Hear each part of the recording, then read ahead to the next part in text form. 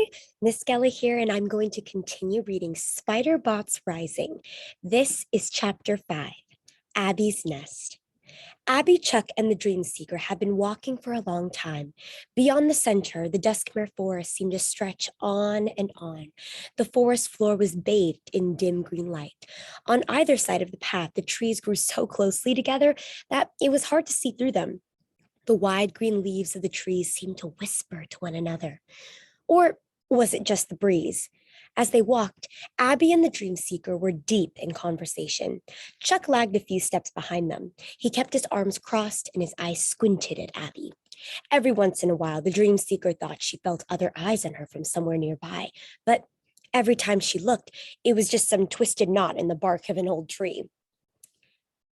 Spider bots prefer to build their nests far away from the center, Abby said. Even in her robotic tone, there was a hint of excitement in her voice. She seemed pleased to have someone to talk to. They like places where others can't find them. Quiet. Corners. Dark. Nooks. That's why we have to go so deep into the forest.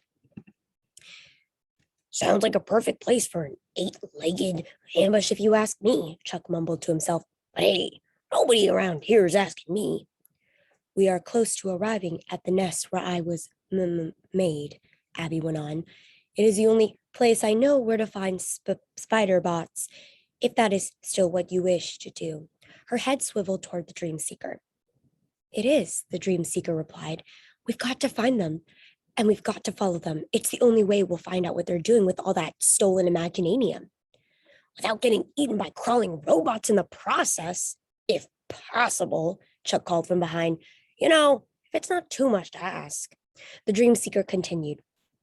Abby, before you left the nest, you're sure you've never heard anything about this? Some kind of plan, a rumor of what they might build with that much imaginanium, some kind of, I don't know, spider bot plot?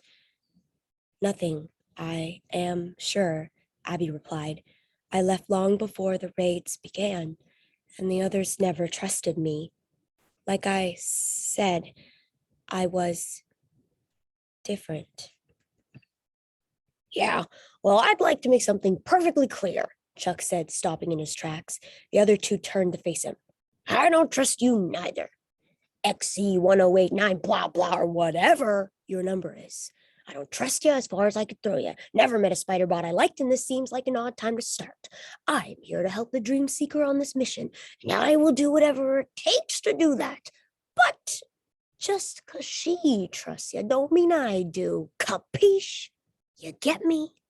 Which is why, Chuck turned to the Dream Seeker, we would be out of our freaking minds to walk right into a spider bot nest with this chick. It's like putting ourselves on the menu. Chuck, the Dream Seeker began, but Chuck cut her off. Listen, Dream Seeker, please, you just gotta think this through a bit more. For me, your buddy, your pal, But now it was the Dream Seeker's turn to cut him off. As Chuck had been pacing around making his speech, she had noticed something. The spaces between the trees had gotten wider. More light was filtering through onto the path. Chuck, quiet down, she whispered, pointing. We're here. What? Chuck yelped. The Dream Seeker rushed over and covered his mouth with her hand.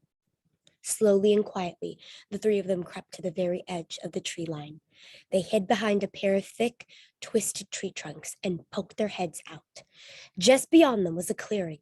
Inside the clearing was a large dwell. It was surrounded by low blue and yellow walls. Over the walls, the Dream Seeker could see the tops of a magic grove and many imaginanium tanks. She also saw a number of strange machines she didn't recognize. But she didn't see any movement. And it was very quiet. Too quiet. She looked at Abby. This is it, Abby said, her sensors focused on the dwell. This is the nest where I was made.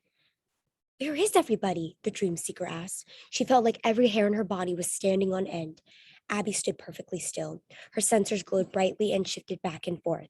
Scanning, scanning, scanning, she droned. After a moment, her eyes dimmed once again. It is empty, she said flatly. There are no spider bots anywhere in a 15 notion area. but the dwell is still armed. Empty? The dream seeker said, still whispering. Are you sure? But why? Where did they go? I do not know, Abby replied. She sounded confused, maybe even a little scared. This is strange. This nest should house exactly 49 spider bots. When I was young, the nest was never left empty.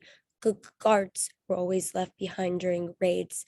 Something is not right. Lots of things aren't right these days, Chuck piped up.